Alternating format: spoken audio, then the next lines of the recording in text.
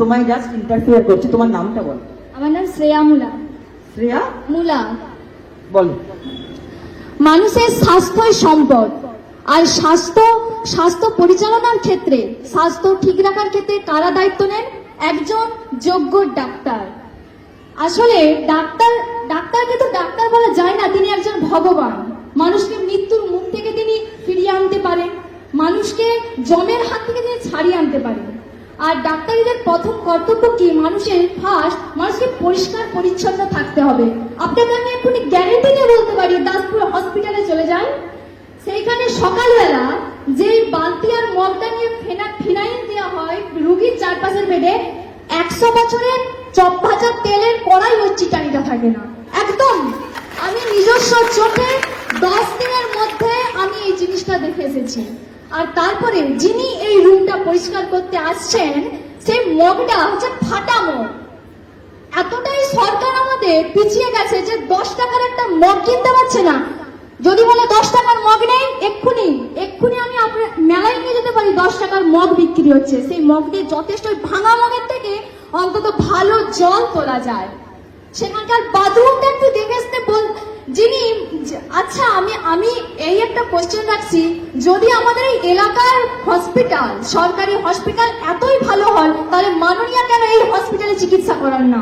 তার জন্য কেন ভালো সুপার স্পেশালিটি হসপিটাল তৈরি হবে? তিনি একবারও পরিদর্শন করে গেছেন? এখানকার নার্স, এখানকার ডাক্তার, এখানকার পরিষেবা, একজন ডক্টর যিনি মহিলা নার্সিং, যিনি সবাইকে ড্রেসিং করানোর যার কর্তব্য, তিনি একটা অ্যাপ্রন পরেছে 10 বছরের নোংরা, চিন্তালে নোংরা উঠবে, সেটা অ্যাপ্রন পরে আছে, একজন রুগীর তিনি চিকিৎসা করছেন। তিনি রুগীকে কি শিক্ষা দেবেন? তিনি বলবেন তুমি আরো অপরিষ্কার থাকো, তাহলে তোমার রোগ জ্বরা সব ঘুরে চলে যাবে? একজন ডাক্তারের কর্তব্য কি? এখানে কি সমস্ত ডাক্তার তার কর্তব্য পালন করছে? মাননীয়কে আমার একটাই অনুরোধ, এখন তার রাজত্ব, এখন তার রাজ্য সরকার চলছে, আমরা যদি এখন নারীর অধিকার নিয়ে বলতে যাই, এই যে দুর্গাপুরের যে ধর্ষণ হয়েছে, আরজিকরের যে কাণ্ডটা হয়েছে, এরপরে তিনি স্বাস্থ্য কেন্দ্রে হয়েছে, একটা হসপিটালে হয়েছে, তিনি একবারে পরিদর্শনে গেছেন। আর যিনি বলেন কেন মেয়েটা রাত্রেবেলা বাইরে বেরিয়েছেন, তাকে আমার একটাই কথা বলেছে, যেই বলুক না কেন, তিনি কখনো রাত্রেবেলা একা বেরিয়েছেন? তার 10টা বডিগার্ড ছিল, তিনি বেরিয়েছেন। আমাদের বডিগার্ড নেই বলে আমরা কি বেরোতে পারবো না? উনি কি এর মাধ্যমে উনি কি এটাই বলতে চাইছেন যে ছেলে মদ খেয়ে নারীর উপর নির্যাতন করে, আমরা সেই মদের বোতলে কাঁচা ওই ভাঙা কাঁচটা নিয়ে সেই ছেলেকে হত্যা করতে পারি? আর তাকে হত্যা করার পর তিনি আবার বলবেন যে ওই মেয়েটা ওকে হত্যা করে দিয়েছে। তিনি কিন্তু এই নির্যাতনের কেসটা ঘুরে দেখবেন না।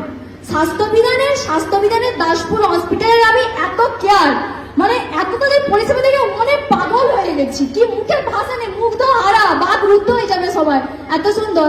আর যে ফিনাইলটা দেওয়া হচ্ছে, এসলো কোনো দায়িত্ব নেই, এমনিতে মগটা ভাঙা, ঠিক আছে, তারপর একদম ছড়িয়ে দিল, ওই ফিনাইলটা বেডের উপরে পড়ছে, ওই বেডটাই কি আমাদের শোয়া উচিত? রোগ জীবাণু কি দূরে চলে যাবে? রোগ জীবাণু কি আসলে দূরে যাবে? এইসবের কেন সংস্কার হবে না? যদি রাজ্যের যদি উন্নতি করতেই হয়, শিক্ষাক্ষেত্রে, স্বাস্থ্যক্ষেত্রে যদি সব জায়গায় উন্নতি করতেই হয়, তাহলে শিক্ষাক্ষেত্রে এত বেকারত্ব কেন?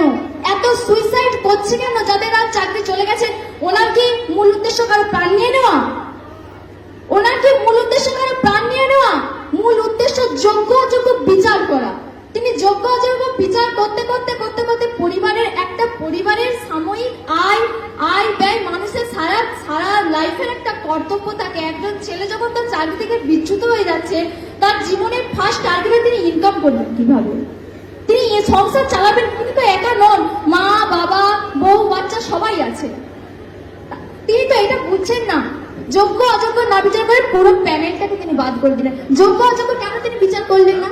তিনি কি পারবেন না, নাকি সামনে আনতে চাইছে না পুরো সত্যিটা জেনে গেলে যদি কারো অসুবিধা হয়, সেই জন্য তিনি এইভাবে করছেন। এইখানে আমি একটিমাত্র হসপিটাল, দাসপুর হসপিটালের কথা দেখেছি, তাই সেই অভিজ্ঞতা থেকে আপনাদেরকে শেয়ার করলাম। এইবারে মাননীয় কানে যদি কথাটা যায়, খুব ভালো হয় যে তিনি একটু পরিদর্শন করে দেখুক বাকি হসপিটাল, বাকি নার্সিং হোম এই অবস্থাগুলো কি অবস্থায় রয়েছে। একজন ডাক্তার একজন মানুষকে বাঁচায়, কিন্তু এখানে তো মানুষকে নোংরা জিনিস শেখানো হচ্ছে যে আরো তোমরা যত নোংরা জিনিস ব্যবহার করতে পারো তোমাদের শরীর তত ভালো হবে। তিনি এইটাই শেখাতে চাইছেন। আমি পুনরায় সবাইকে, আর আরেকটা কথা ম্যাডামরা বললেন